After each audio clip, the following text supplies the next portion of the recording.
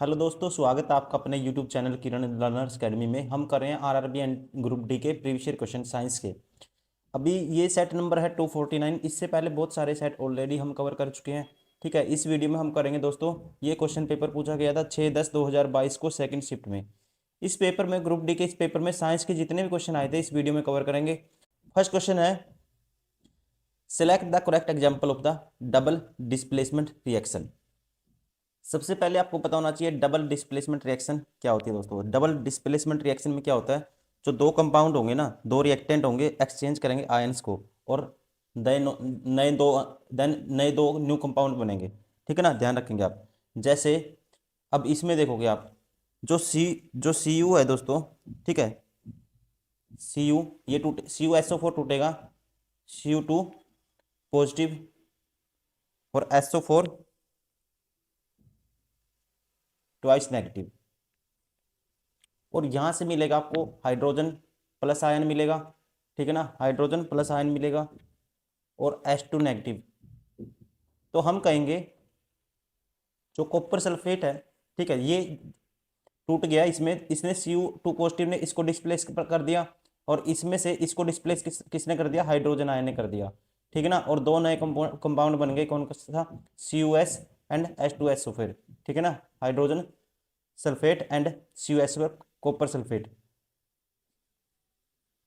ठीक है, ये किसका एग्जाम्पल है, डबल डिस्प्लेसमेंट का रिएक्शन है। दो रिएक्टेंट एक्सचेंज होंगे, उनके आयन एक्सचेंज होंगे और दो नए बनते हैं। ठीक है, that is called double displacement reaction. तो option first is correct.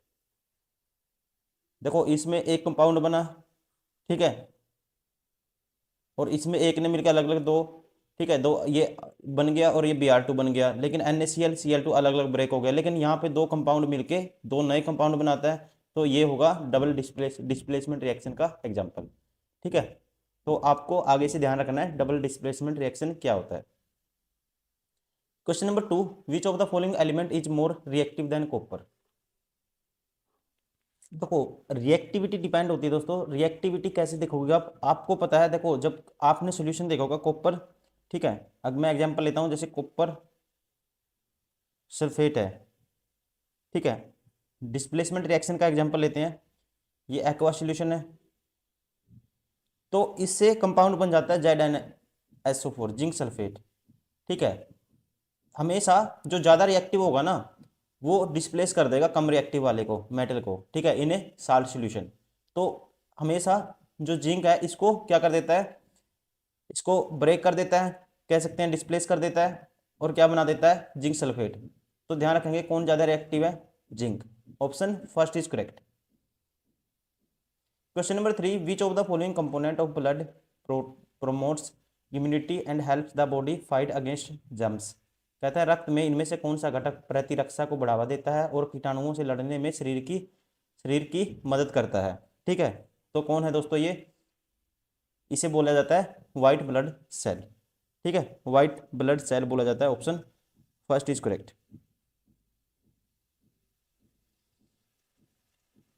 Breakdown of pyruvate using oxygen take place in the dash. तो ये किस में होता है, ठीक है, mitochondria. Option first is correct.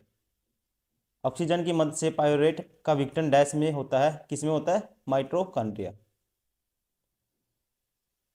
Question number 5, सही पहचान कीजिए।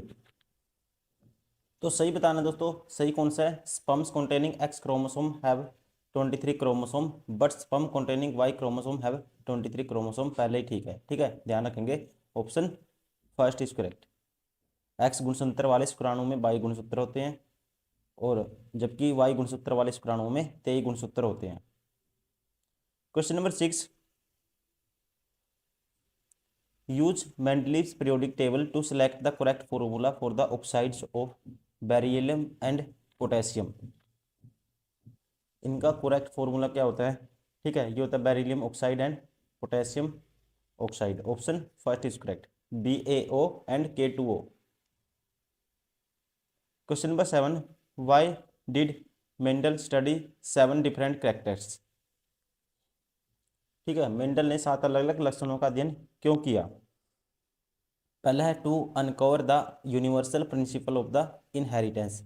वसांगती और सार्वभौमिक सिद्धांतों का पर प्रकाश डालने के लिए, ठीक है, to create many new varieties of pea plants to produce enough pea of, ठीक है, monastery to find out which plants were the best, ठीक है, ऑप्शन फर्स्ट सही रहेगा दोस्तों इसका। क्यों किया?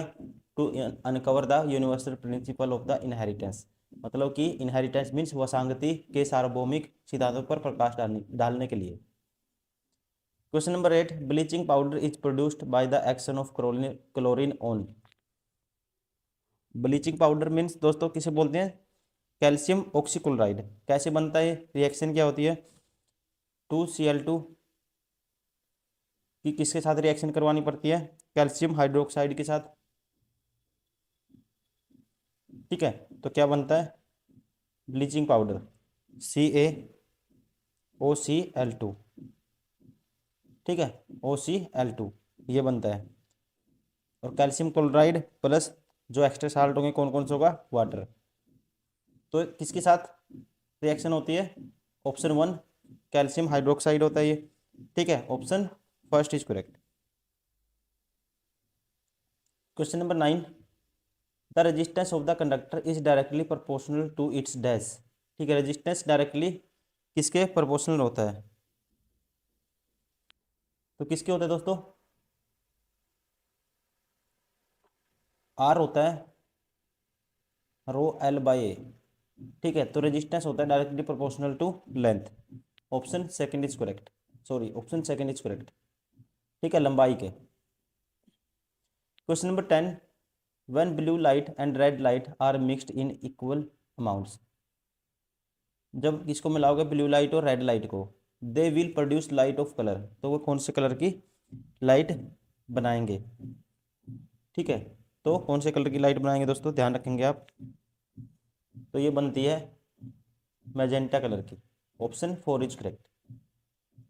Question number 11, which of the following is not a carbon compound, कौन सा इनमें से कार्बन कंपाउंड नहीं है दोस्तों? देखो सारे कार्बन कंपाउंड है लेकिन ये नहीं है, ठीक है, ये कार्बन कंपाउंड नहीं है, option second is correct. Question number 12, which of the following chemical equation is incorrect, incorrect आपको बतानी है। देखो पहला ठीक है दोस्तों, ठीक है, इनकोरेक्ट बतानी है आपको। देखो यहाँ पे जब आप कार्बन मोनोऑक्साइड की रिएक्शन करवाते हो हाइड्रोजन के साथ, ठीक है, तो क्या बनता है? मिथेनॉल बनता है, तो यहाँ एच आएगा, ठीक है, ये इनकोरेक्ट है, बाकी सारी करेक्ट है, ऑप्शन 4 इज करेक्ट।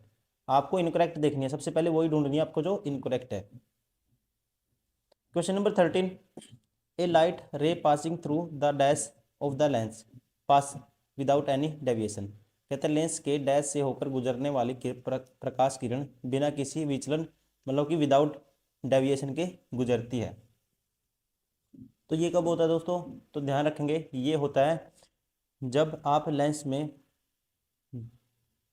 दोनों लाइन, ठीक है, दोनों लाइन कहाँ से पास होगी? ऑप्टिकल सेंटर से, ठीक है, ऑप्टिकल सेंटर होता है ये जैसे centre of curvature C1 C2, यहाँ से अगर पास होगी ना अपोजिट डायरेक्शन है एक दूसरे से, तो लाइट क्या होगी? डेविएट नहीं होगी, ठीक है, क्योंकि यहाँ पे इंसिडेंट एंड जो इंसिडेंट और एग्जिट पॉइंट है दोनों क्या है? एग्जैक्टली अपोजिट है एक दूसरे के, ठीक है, तो लाइट क्या होगी? डेविएट नहीं होगी। तो ध्यान रखेंगे, तो कौन सा होगा option? Optical centre. Question number 14, the direction of the induced current when the conductor is moving in the region of the magnetic field is given by, तो मूविंग कंडक्टर है दोस्तों, ठीक है, ये किससे देते हैं हम? जब मैग्नेटिक फील्ड में आप रखोगे, जैसे फ्लेमिंग राइट हैंड रूल है, ठीक है, ये इसकी डायरेक्शन देता है, ठीक है, फ्लेमिंग राइट हैंड, एक फिंगर तो ये हो गया आपकी इंडेक्स फिंगर, ये थंब हो गया आपका, ठीक है, ये क्या हो गया? थंब हो गया, और वैसे एक मिडिल फिंगर होगी, ठीक है। तो ये यहाँ पे होता है मोशन कंडक्टर की डायरेक्शन, ठीक है, मूविंग कंडक्टर, और ये मैग्नेटिक फील्ड है, और ये करंट है, ठीक है। तो moving conductor current when the conductor is moving in the region magnetic field is given by, direction किससे देते हैं हम? फ्लेमिंग राइट हैंड रूल से, option 3 is correct. Question number 15, if the length of a conductor is doubled and the area of cross section is half the resistance will be, देखो resistance होता है दोस्तों rho L by ए, ये formula याद रखना, आपको हमेशा यूज होता है। अब क्या कर दिया, ठीक है, ये R1 मान लो, ठीक है,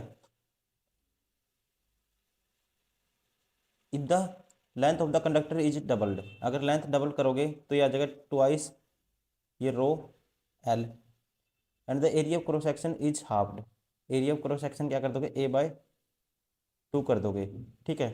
द रेजिस्टेंस विल बी, तो रेजिस्टेंस ये भी दो ऊपर चला जाएगा दोस्तों, ये हो जाएगा 4 रो एल बाई ए हो जाएगा, मतलब कि 4 रो एल बाई ए की वैल्यू क्या थी R1, ये R2 है मान लो, तो ये आ जाएगा 4 टाइम्स R1, ठीक है।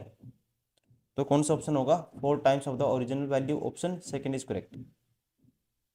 Question number 16, insects have a network of air tubes for the gas exchange, these are called, कहता है कीटों में गैस के विनिमय के लिए वायु नलियों का एक जाल होता है, ठीक है, इन्हें डैश कहा जाता है, तो उसे क्या कहते हैं, तो उसे कहते हैं दोस्तों, ध्यान रखेंगे, क्या कहते हैं, ऑप्शन सेकंड श्वास प्राण, ट्रैकी, ठीक है, ऑप्शन सेकंड।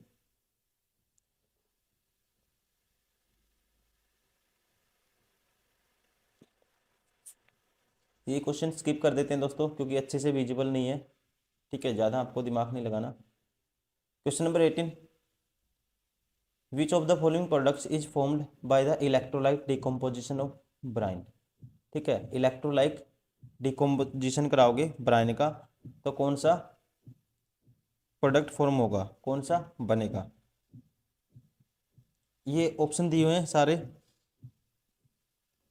तो कौन कौन से दो प्रोडक्ट मिलते हैं ध्यान रखेंगे, ठीक है, electrolyte lysis of brine solution से कौन कौन से, सोडियम हाइड्रोक्साइड एंड हाइड्रोजन, ठीक है, तो ऑप्शन कौन सा है इसमें, sodium hydroxide, option third is correct. Question number 19, the compass needle gets deflected when it is brought near to the bar magnet because it, कहता है छड़ चुंबक के निकट लाने जाने पर दिक्सूचक की सुई विक्षेपित क्यों हो जाती है, ठीक है, इसका रीजन क्या है,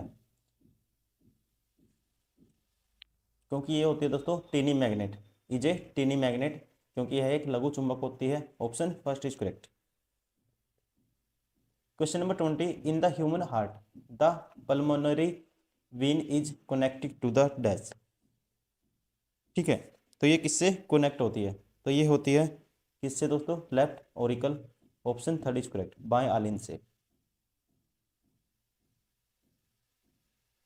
question number 21, the unit watt can be expressed as, ठीक है, unit of watt can be expressed as, तो ये क्या होता है दोस्तों, ये होता है 1 watt is equal to 1 volt into में 1 एम्पियर लिख सकते हैं, ठीक है ना, 1 वोट इज इक्वल टू, ठीक है, ऐसा यूनिट क्या होती है वोट, 1 वोल्ट इंटू में 1 ampere, option third is correct. Question number 22, which of the following elements possesses greater tendency to gain electron, ठीक है, इलेक्ट्रॉन गेन करने की टेंडेंसी किसकी ज़्यादा है, कहते हैं निम्नलिखित तत्वों में इलेक्ट्रॉन ग्रहण करने की प्रवृत्ति अपेक्षाकृत अधिक होती है, यही है दोस्तों फ्लोरीन, क्योंकि इसके जो सेल हैं दोस्तों, ठीक है, उसमें जो शेयर्ड इलेक्ट्रॉन को खींचने की पावर ज़्यादा होती है, इसकी कह सकते हैं या कह सकते हैं इलेक्ट्रोनेगेटिविटी बहुत ज़्यादा होती है, ठीक है ना, इस वजह से जो पीरियोडिक टेबल में ये क्या है, इसकी टेंडेंसी है जो गेन इलेक्ट्रॉन की बहुत ज़्यादा है, option first fluorine. Question number 23, if A 10 centimetre tall object is kept at a distance of 40 centimeter from a 20 centimeter radius concave mirror and the all distances are measured on the principal axis from the pole has origin, then the image position and the image height of respectively are, देखो given कितना है आपको, जो are की value radius curvature है are है जी, कितना है 8, लेफ्ट साइड में दोस्तों -20 लेते हैं क्योंकि सारी चीज़ें लेफ्ट साइड में होती हैं इसमें उनके मिरर में, ठीक है, फोकल लेंथ क्या आ जाएगी, एफ हो जाएगी R/2, ये हो जाएगी -10, 20/2 -10 सेंटीमीटर, ठीक है, ऑब्जेक्ट डिस्टेंस कितना है, ये भी माइनस में लेंगे क्योंकि लेफ्ट साइड है ऑब्जेक्ट, तो ये -40 होगा यू की वैल्यू, और 1/f होता है 1/v प्लस 1/u, ठीक है ना। 1/v प्लस 1/u होता है, ये फॉर्मूला होता है, ध्यान रखेंगे। तो यहाँ से तो इसकी वैल्यू क्या, 1/f माइनस 1/10, ये बराबर होगा 1/v, ठीक है 1/v, और ये हो जाएगा प्लस ऑब्जेक्ट, ये कितनी है डिस्टेंस 40 सेंटीमीटर, तो ये हो जाएगा -40 1/40, ठीक है। तो v की वैल्यू निकालेंगे तो यहाँ से ये प्लस हो जाएगा उस साइड जाके 1/40, तो ये आ जाएगा -1/10, ठीक है, और ये प्लस 1/40, ठीक है ना। v की वैल्यू ये आ जाएगी यहाँ से। तो इसको सोल्व करूँगा मैं, ये 40 एलसीएम आएगा दोस्तों इसका, -4 और +1 तो -3, तो v की वैल्यू क्या आ जाएगी, v आ जाएगा 40/3 माइनस के 40/3 मतलब कि माइनस के कह सकते हैं 13.13 सेंटीमीटर, ठीक है। तो मैग्नीफिकेशन क्या होती है, m होता है v/u, v की वैल्यू -13.13, ठीक है 33, u की वैल्यू -40, ठीक है। तो ये कितना आएगा, तो ये आएगा दोस्तों 1/3 के समथिंग है, 13×3 = 39 होता है, तो कह सकते हैं 0.33 ऐसे आएगा, ठीक है। तो यहाँ से image position and the image height respectively, तो ये आएगा दोस्तों कितना, image position and image height 0.33, option 4 is correct.